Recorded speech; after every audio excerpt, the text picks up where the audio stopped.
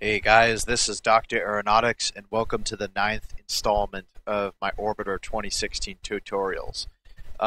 This is a no-nonsense topic, as you already know from my title, that we're going to be talking about reentry. So, a little bit about reentry.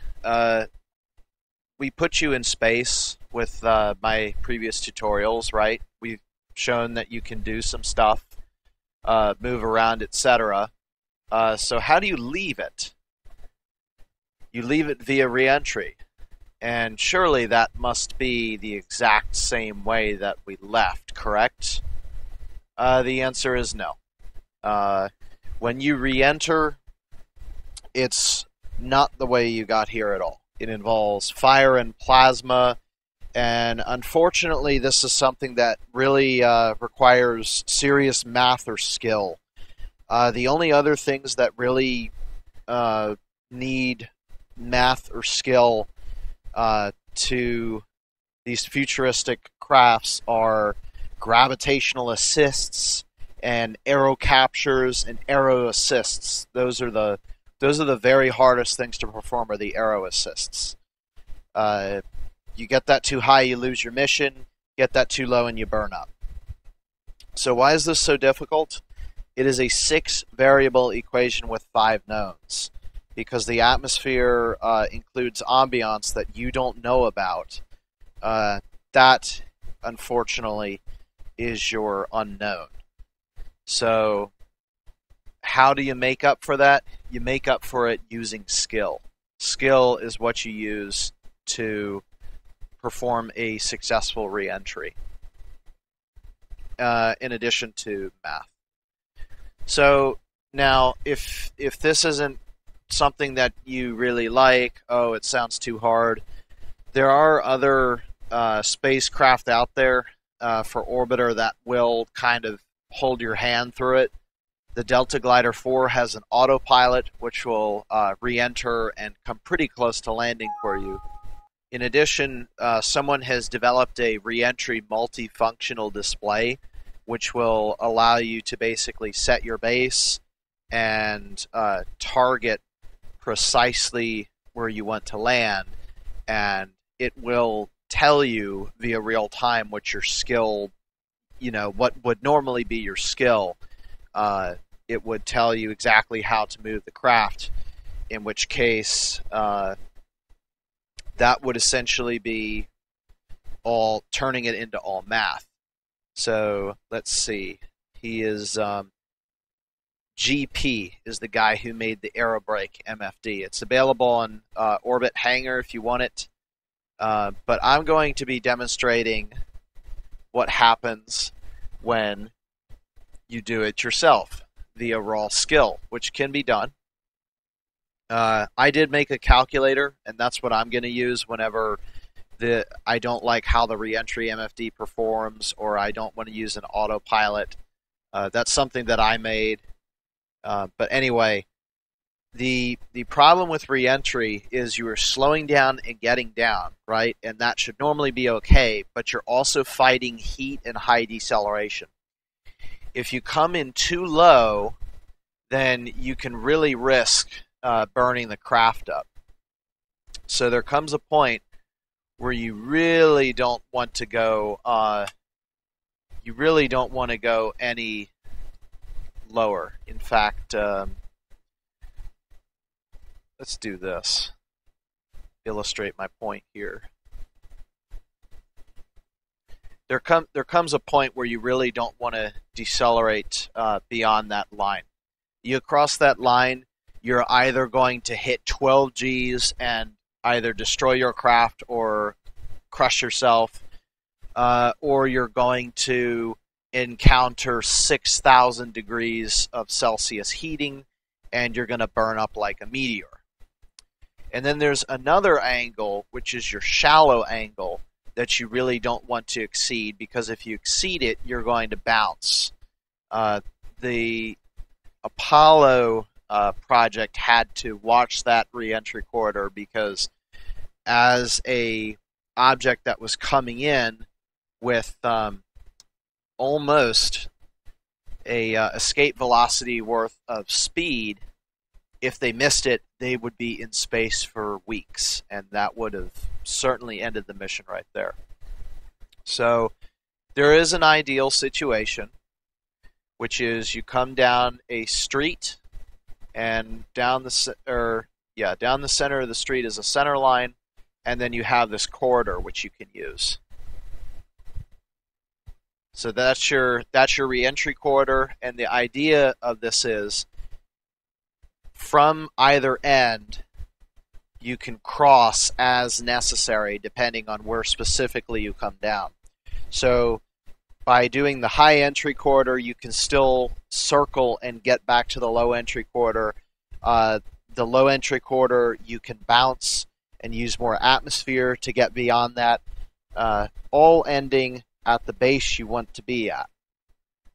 So now in the stock DeltaGlider, there's no heat or deceleration limitations, but that doesn't mean it's not challenging.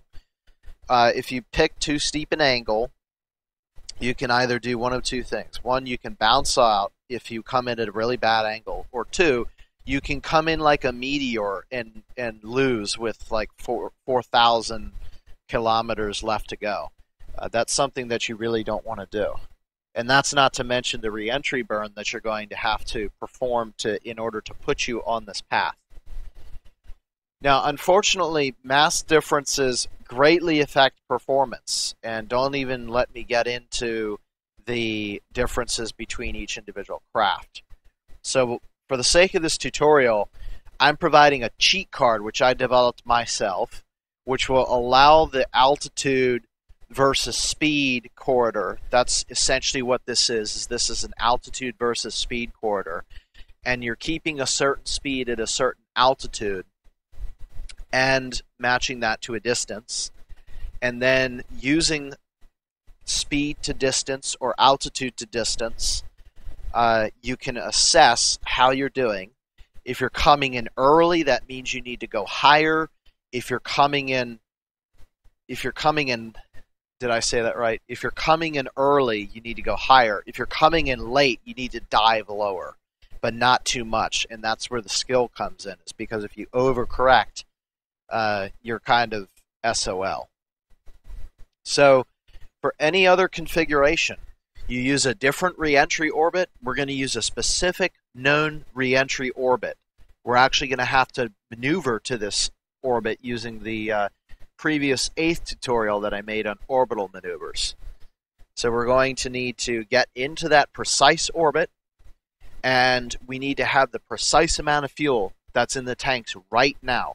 If you don't have that amount of fuel, less fuel means you're going to go further, and more fuel means you're going to go less far. You're going to come down faster. So what that means is if you want to perform a reentry without the high-level math solving, you're kind of going to need to develop a model based on every single configuration of orbit and every single configuration of fuel. Not ideal. So that's why we use the multifunctional displays.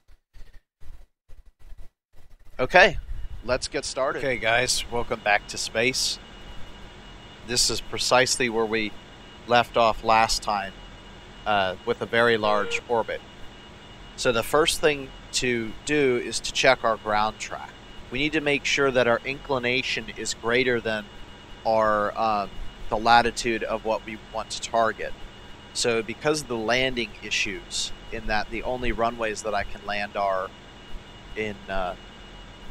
included with Orbiter, we're going to target Cape Canaveral, and we find that it passes well underneath of our ground track, which means a inclination adjustment will not be needed.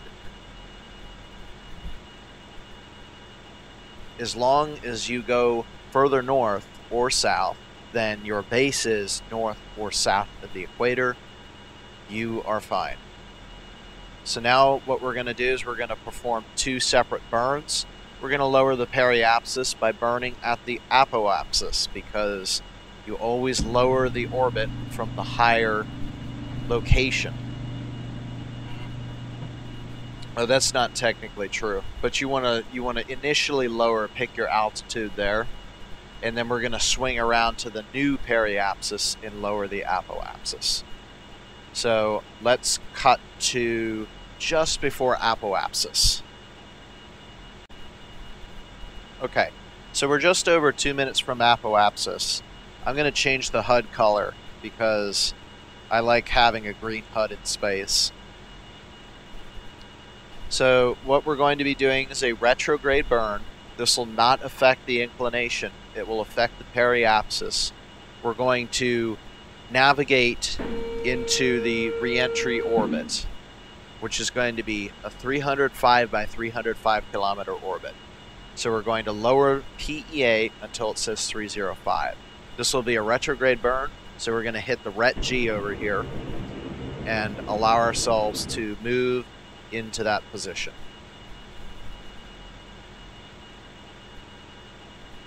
Should have a pretty good view of a crescent Earth right about now.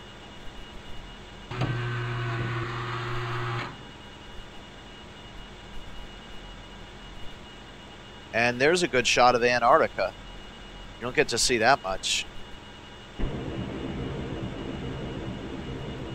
And yep, that's Australia and Tasmania.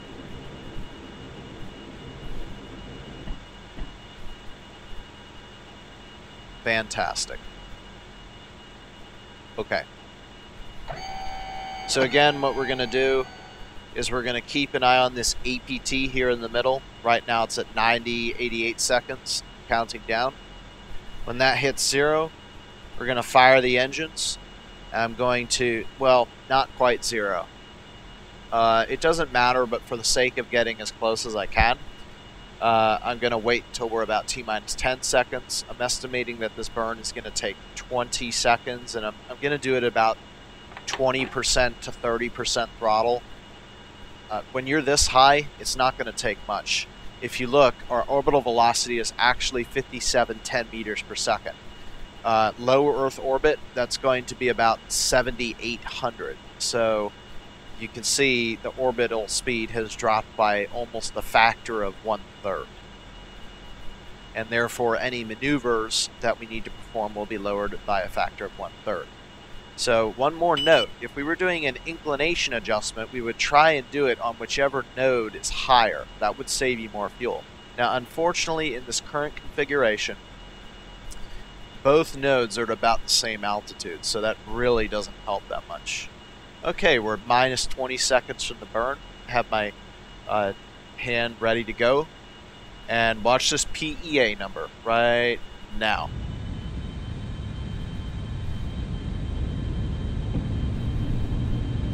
So we're going for 305. And this one is one that I want to get spot on. Sometimes, like earlier in the scenario, in the tutorials, I said, you know, I really don't care that much about it. This, I really care. That's good enough. Plus or minus 1 is okay. This is something that I want to get spot on. Okay, so we've now lowered our periapsis altitude to the proper altitude. I'm going to get rid of this target here because it's kind of really distracting. Likewise, I'm going to see if I can deactivate all spacecraft because I really don't want to see spacecraft orbiting. It's kind of really irritating here.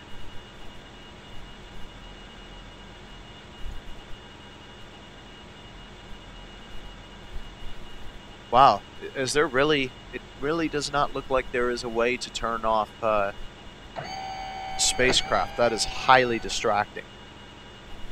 And it's something that I don't like that's updated from 2010 to 2016. Okay, so next stop is Periapsis. So we're going to move forward to that. Okay, I've started a little bit early because I want to explain the next topic that I'm going to talk about, which is maneuver time. By the way, notice how the orbital speed is now over 8,100 meters per second. Pretty impressive. And it's because we're actually moving fast enough that we're going to swing all the way up here again. Remember, speed at altitude is always related to how high or low you're going to go. That's pretty much how an orbit works. Okay, so here's what we're going to do. We're going to go to Info, and we're going to look at what our mass is. Our current total mass is 21,251.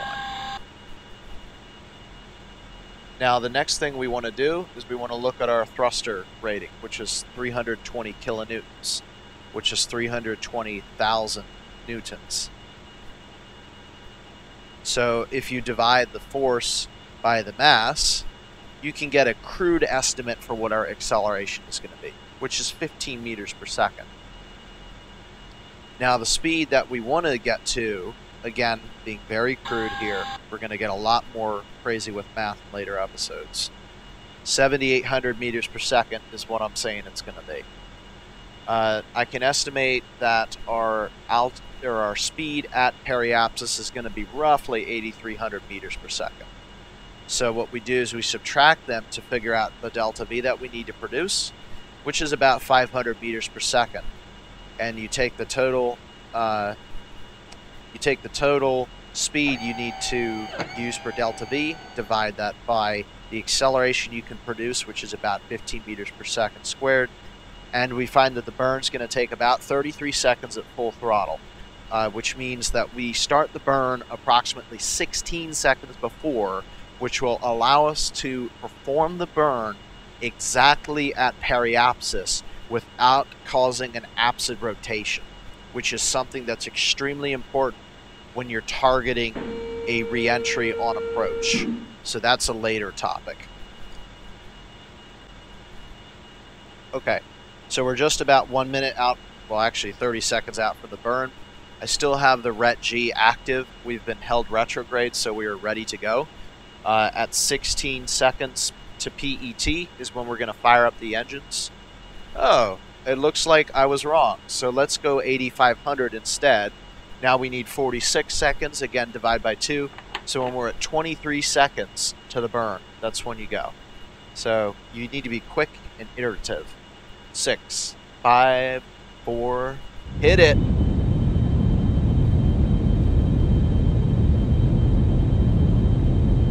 And what you're going to see here is the ground track is going to compress. And that's because we're going to be making more orbits in less time that the Earth has to rotate. So that's what's going on. I've noticed our periapsis altitude is modified because it's oscillating to 310. That's okay. I'm going to burn until the apoapsis and periapsis swing around and we get that to 300. That way we average approximately 310. Alright, we're getting close. 800, 700, 600, 500, 400, 390, 360. That's it, right there. Okay, so what we've done is we've just formed our reentry orbit. This is the orbit. Let me correct that. This is our reentry staging orbit. This is the orbit that we're going to stage the reentry orbit from. We're not going to be able to reenter using this orbit. But what it's going to do is it's going to put us in a known configuration that we know how to land at. Okay, so what happens next? Next, we need to find an acceptable reentry orbit. So if you notice, our inclination right now brings us over our targeted base. So let's go to Target, Spaceports. We're going to choose Cape Canaveral. There's Cape Canaveral. So this represents our ground track, and it's related to longitude because we're on a rotating Earth. Latitude will stay constant. So here you can see this orbit doesn't come anywhere near it. This next orbit, which will occur approximately 90 minutes later when we go over the same place on the Earth, will be not close enough either.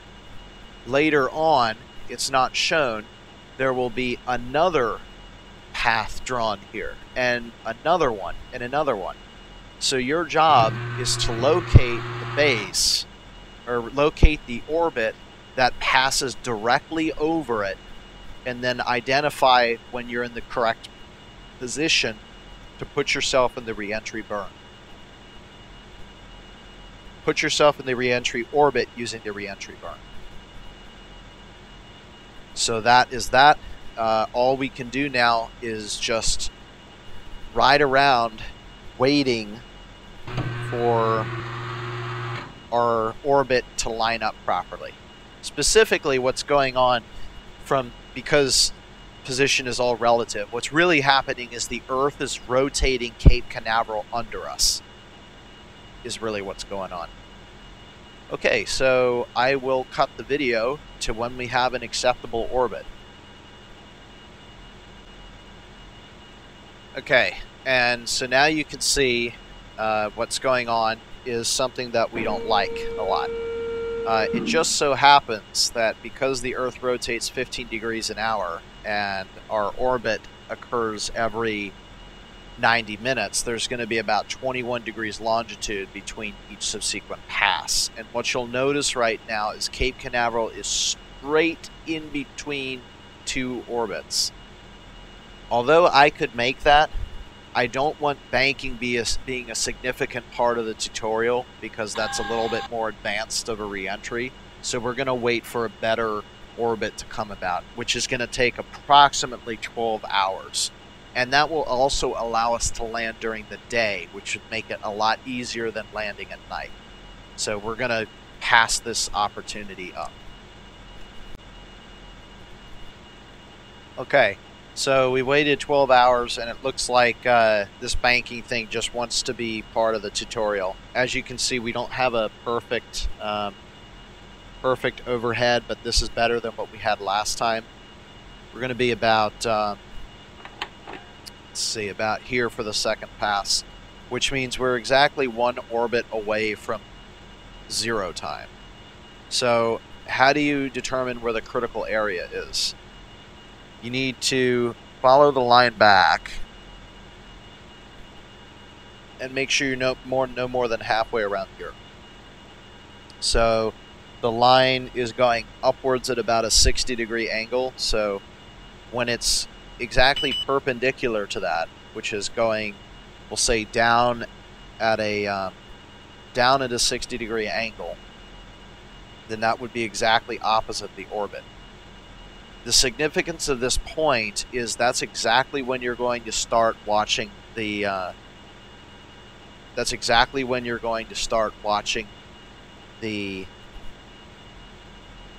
distance to your base. So right now that's over Eastern Australia. So when we're over Eastern Australia, that's when we're going to start watching distance countdown.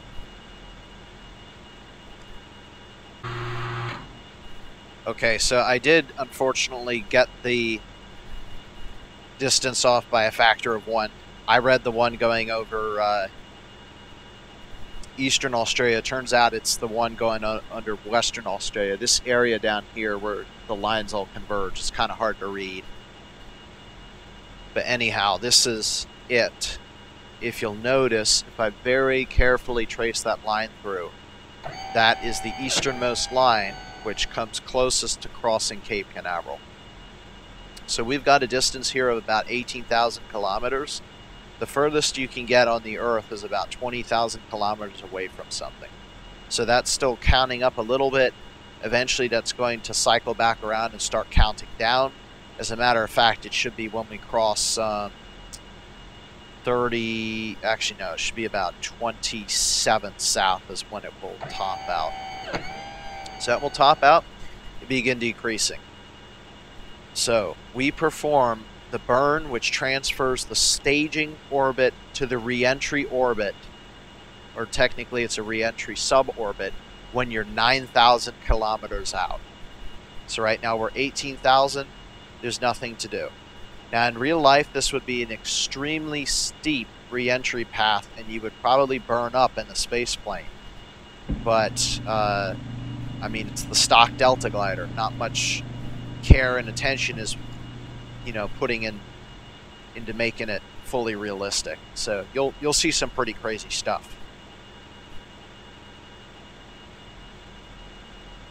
Okay, so we're 10,000 kilometers out, but we travel 7 kilometers per second, so that's going to go by in a matter of seconds. So we're going to perform a retrograde burn that will lower the periapsis into the Earth. So we're going to turn Ret G for retrograde.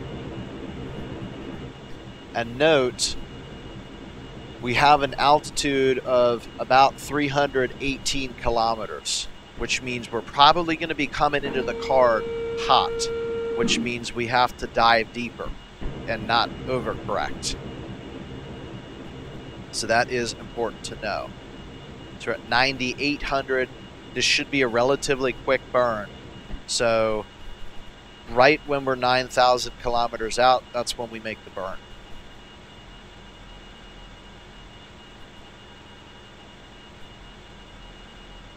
Next thing you're going to do, on the Orbit MFD, change that to DST. The reason is because this is the PER, which you're looking at right here, which you're going to lower it to. We're going to lower our orbit until PER reads 5600M. And that is going to force our orbit to be exactly what we need it to be.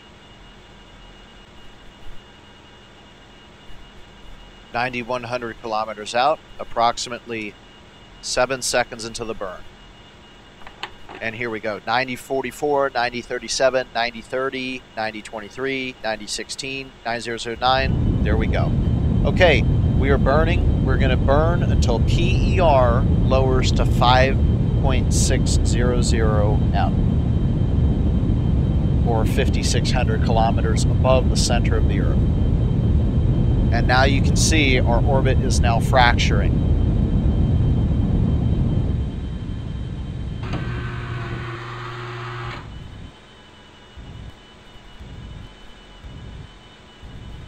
Again, precision is important if you want to land where you want to land.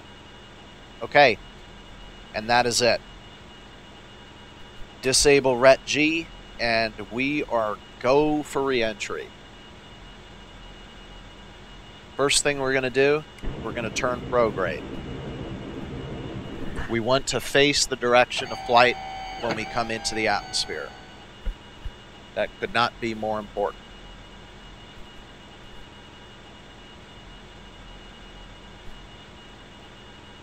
Okay, so initially, what I'm going to do now that our burn is complete, I'm going to switch this DST back, so now you can see we've burned 769 kilometers into the Earth for our periapsis.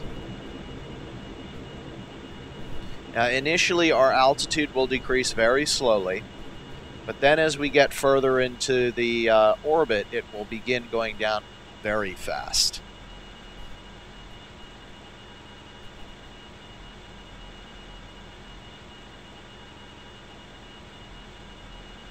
Okay, so I'm going to go ahead and disable this now to save a little bit of fuel.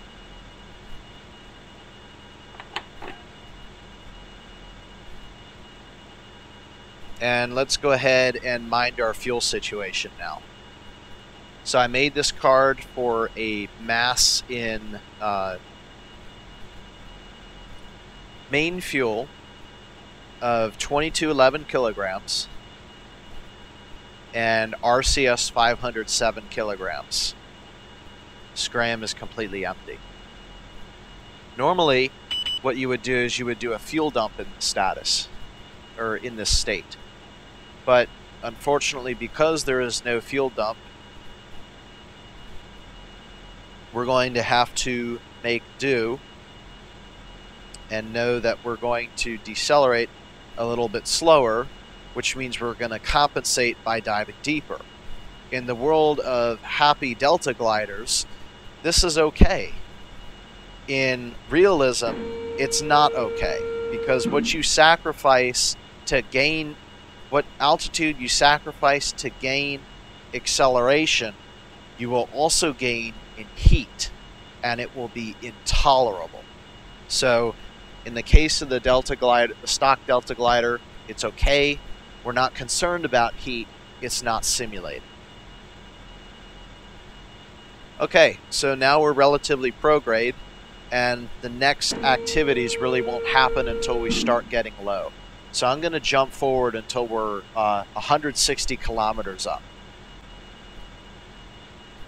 Okay, we're now through 160 kilometers, which means it's time to prepare. So again, we're going to turn prograde for a little bit longer and let this settle out.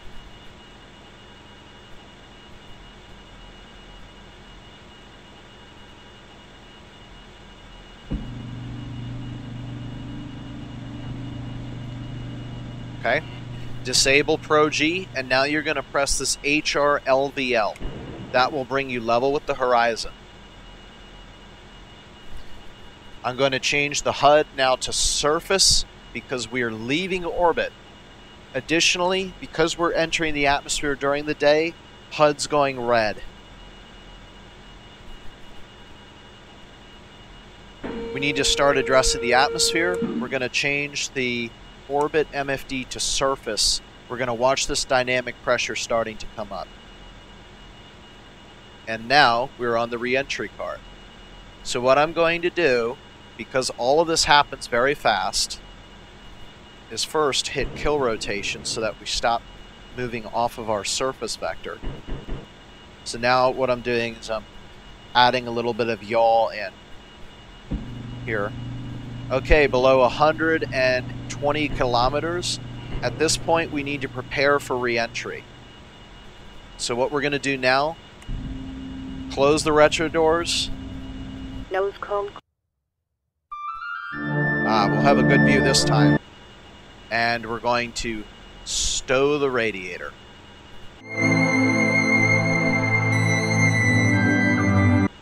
Okay, so while that's stowing, let me explain what we're going to do. We're going to keep this horizon level autopilot active. I'm going to begin reading off the cards as we should be where we're at.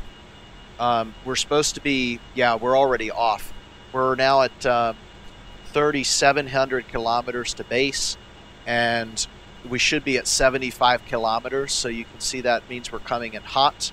We're going to deactivate horizon hold autopilot at 50 kilometers, and from there we're going to fly manually. So any minute now we should start to hear the atmosphere, and things are going to start getting really hot around 60 kilometers.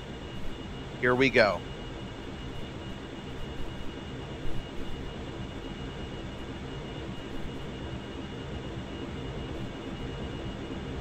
"35 miles or 3,500 kilometers to go, 60 kilometers target altitude."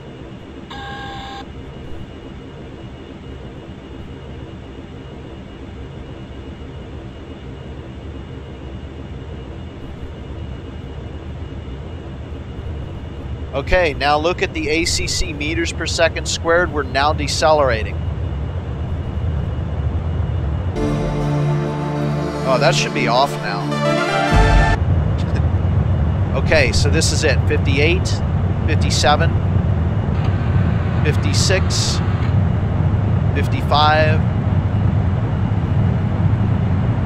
At 3,000 kilometers, we should be at, yes, we are at that point now. 52 kilometers, 51, almost there. And now 50 kilometers disabling horizon level. I'm also going to turn sideways for a steep bank here. We should be at approximately 50 kilometers. Around, let's see, 1950 kilometers to base. We're going a little bit low here. We should not be down to 45 kilometers until we reach 1,500, until we reach about 1,500 kilometers to go. So what has happened is we're extremely heavy and we're falling much faster than the card has anticipated. So I'm going to go up a little bit, but just a little bit. And you got to be careful not to go too far out of the atmosphere. As you can see, we're already starting to go up. So I'm going to limit that by turning downwards, and that's going to prevent us from going too high. So we're performing a little bit of a bounce now, which is okay. Also note that I did a left bank. The reason I did a left bank is because our flight path, we're going to have to turn left in order to get to Cape Canaveral.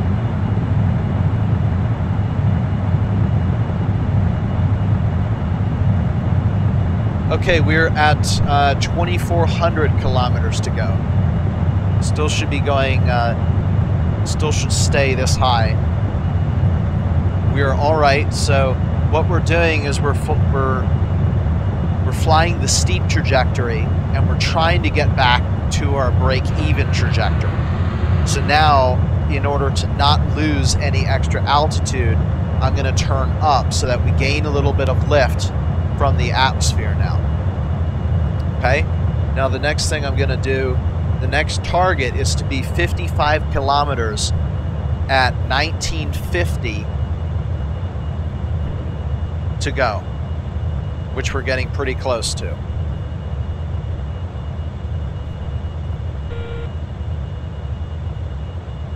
Yep, I feel comfortable now. So I'm going to turn steep again and allow us to sink a little bit faster. So if you noticed, I've overcorrected a little bit, but that's anticipated because we're going to fall faster due to having more fuel. This is a real-time thing, and I said this takes a lot of skill. This is where the skill really starts to impact you. So we're at 1950 now. We should begin slowly decelerating into the atmosphere now.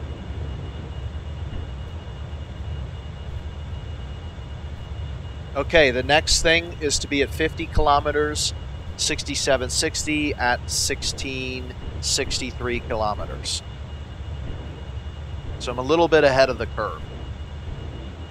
Actually, a little bit behind the curve now. Okay, so I'm going to do a full 90-degree bank now because I really want to get back into the atmosphere. These bounces can keep you up for a long time and not allow you the time that you need to slow down.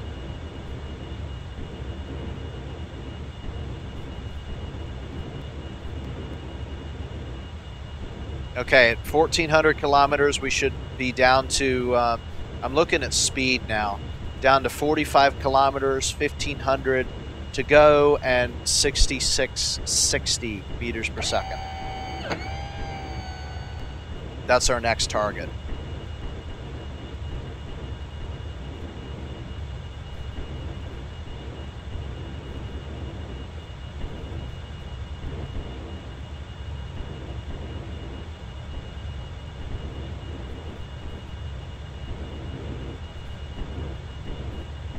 Okay, we've blown 1478, so now we're looking for 40 kilometers, 6350 at 1232 to go.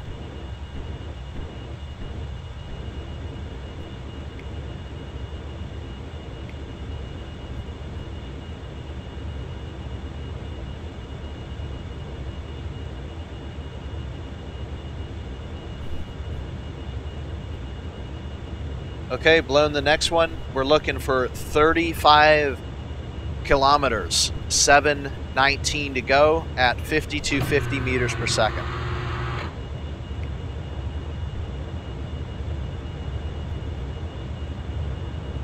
So now what I'm going to do is I'm going to pull 4 Gs of acceleration. And we are going for it. Should be going a lot slower by now.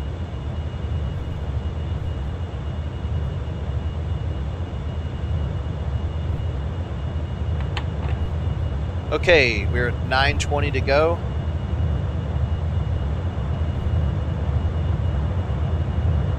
Okay, just now acceleration is beginning to take hold again. So we're going to look for about 4 Gs, and when we hit 40 meters per second squared on the lower right corner where it says ACC, when we see 40, we're going to level out more by turning the wings a little bit more level to the horizon, but do not bounce because we are behind the curve. We should be at 5250 meters per second, which is not where we're at, so that's a little bit unacceptable where we are. We've pretty much missed the base at this point, so we're going to have to begin turning around. At this point, I'm also adding a little bit of pitch to turn us around.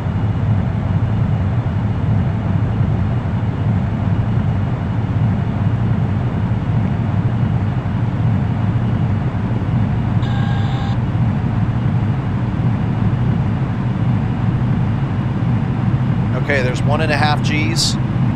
We are at 560 to go. Should be at 2,500 half kill. So that tells me go full as much as I can. Right now we're at 2 Gs deceleration.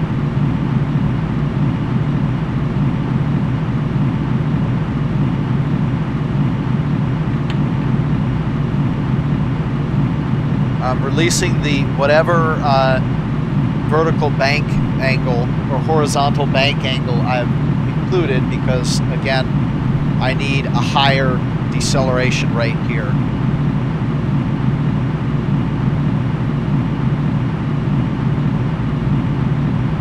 Still 2 Gs, 350 to go. Should be at 2,000 meters per second. So we are coming in very hot. Good thing we're heavy. Okay, there's 3 Gs now. 3 Gs, finally.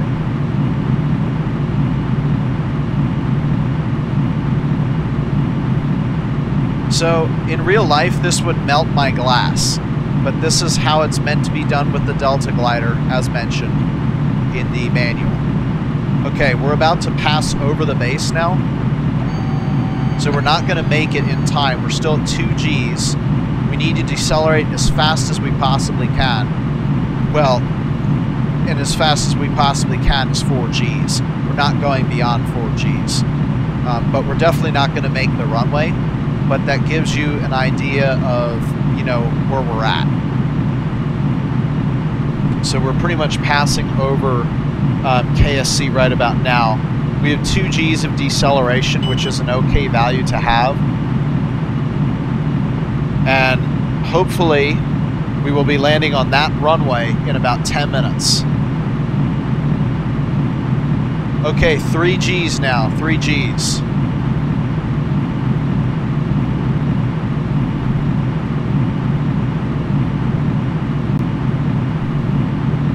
Three and a half. To be careful, again, keep your pitch angle down so that you don't bounce.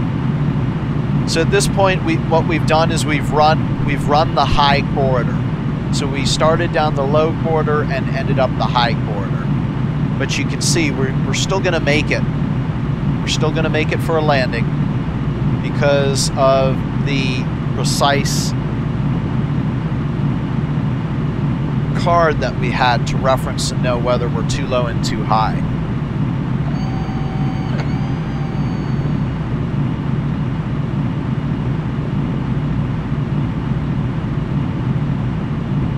And for you more experienced people out there, maybe there's an astronaut watching this saying, that's not how reentry really works. Don't worry, I know.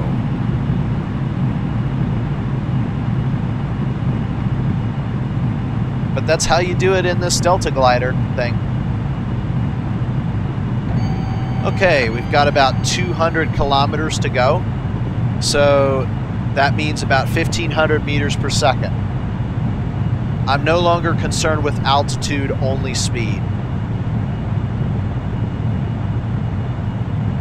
So 241 kilometers is 1,500 meters per second.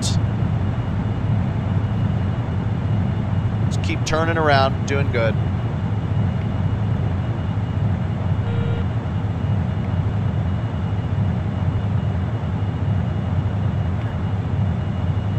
Imagine all the UFO reports today.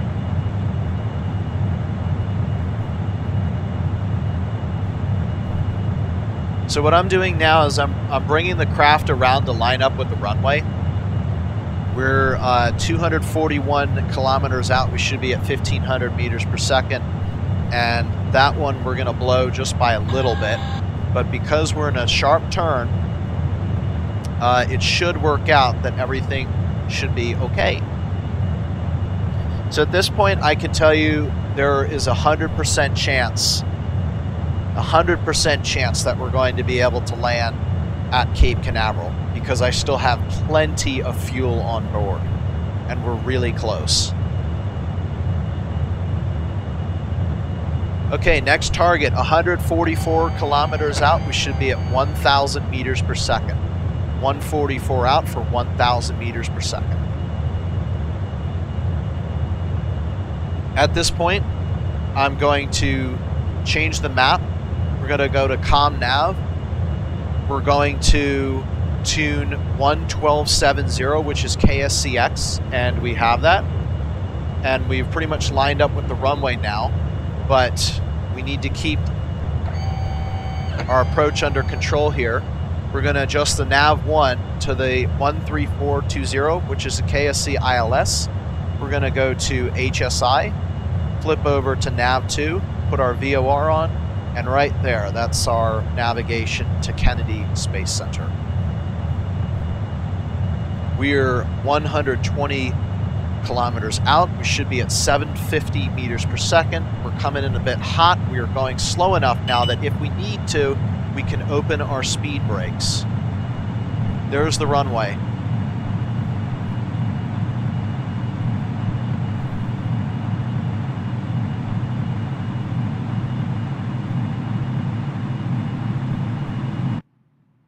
And look, suddenly, all the plasma's gone. And we're flying like an airplane again.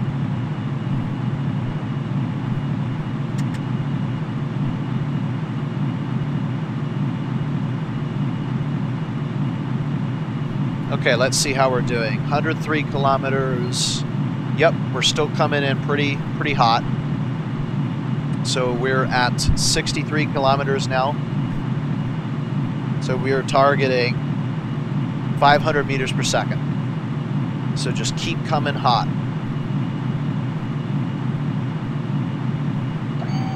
Still doing great on approach. Keep saving that scenario. Okay, for those of you airplane enthusiasts out there, we're now below normal cruising altitudes of most airplanes. And let's see, we are 40 kilometers out now, 40 kilometers. Target speed is 400 meters per second.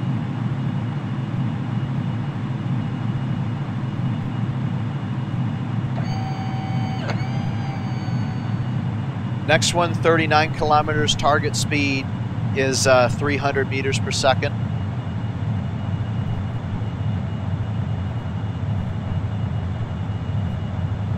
Okay, we've blown that. Last one, 30 kilometers at 250.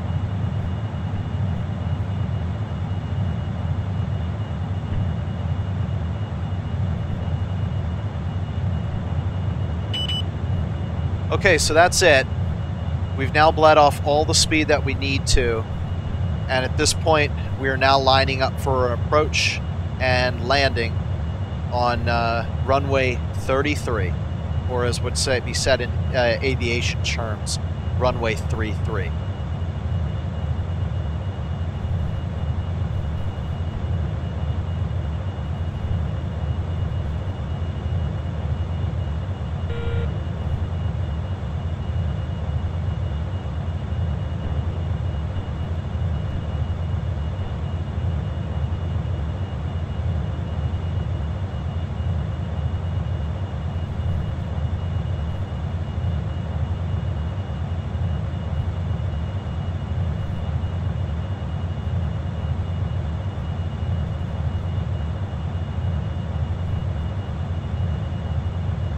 Okay, we've just picked up the ILS.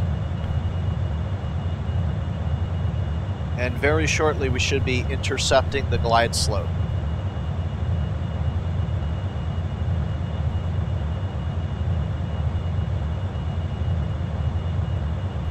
You are cleared to land.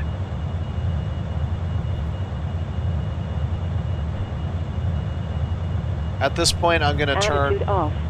RCS off, as we are most decidedly back in the atmosphere.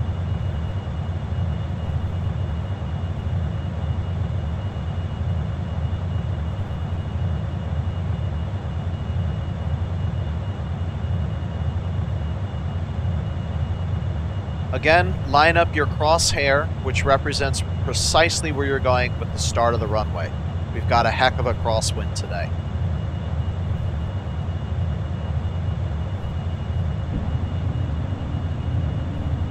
When your speed gets below 180 meters per second, go ahead and put that landing gear down.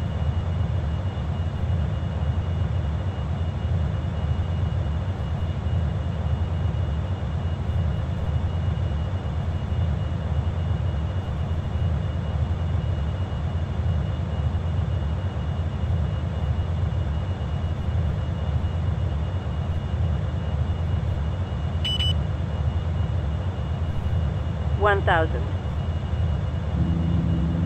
Okay, gear is going down. Radiator deployed.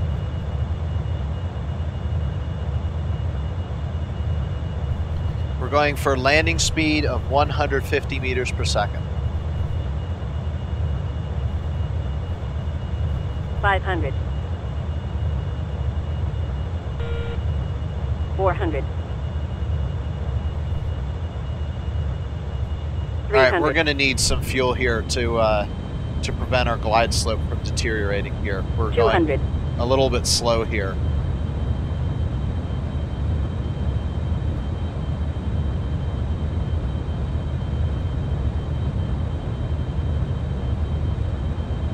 $100.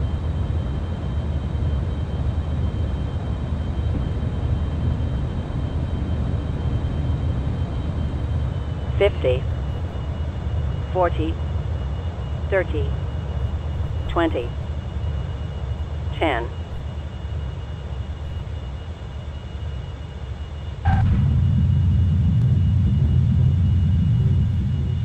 Just go ahead and tap those brakes really nice like. Oh, what the heck is going on? Well, that was kind of strange.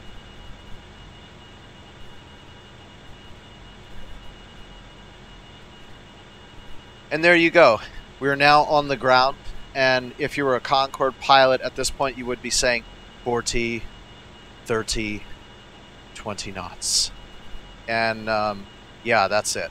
Taxi speed and stop. Okay, we're now on the surface, completely stopped. Okay, that is very strange. But anyway, so that is a reentry and landing. So note that for every 80 kilometers that you're off, you're going to use 600 kilograms of fuel. So let's see, we've got 4,300 kilograms in the tank left, which means we're only going to be able to go, let's see, times 30, 215 kilometers. That's it. That's all you can do. So, unless you go back into space again, but then you're facing another reentry. So it's extremely important that you're very close, and using a card, even if you don't meet the right mass requirements. Remember I said 2211 and 507, you can get pretty close. I only needed about 10 seconds of fuel there, and to be honest, I probably could have avoided it if I didn't pitch the nose in so steeply between 30 kilometers and 20 kilometers, but that's just how things go. So this is okay even in the XR2. The only vehicle that it's not okay is the space shuttle. So there you go. But with the space shuttle, you're always going to bleed fuel or have a calculator which is going to tell you the precise amount that your ship is going to move given the current amount. So that's it now. We're done. So Control H will shut the HUD off. And I like to turn these guys off.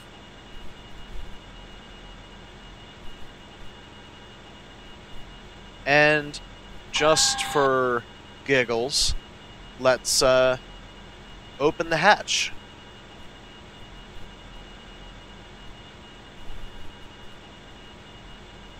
And that's it. Everything else is off. So here we are, breathing air on the surface. Just come back from our time in space. And that is how you do a reentry, descent, and landing with minimal fuel using the stock DeltaGlider GL01S. Join me next time for, let's see what happens next. Join me next time for a docking tutorial, Earth to ISS. I've been Dr. Aeronautics, and I will continue being Dr. Aeronautics. And I will see you guys next time, when I will still be Dr. Aeronautics. Bye-bye.